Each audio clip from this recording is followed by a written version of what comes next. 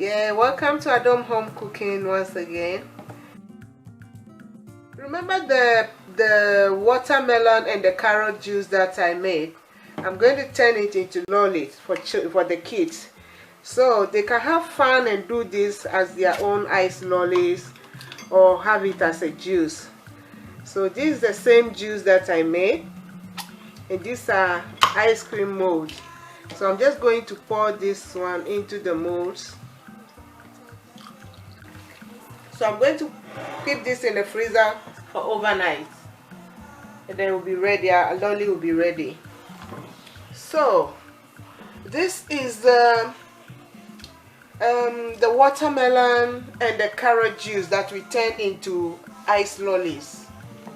I put the fresh juice into ice cream mold, and I make lolly for the kids.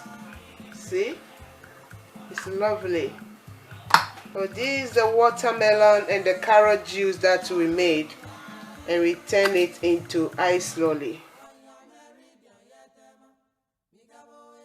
Don't forget to like, comment and subscribe. Thank you.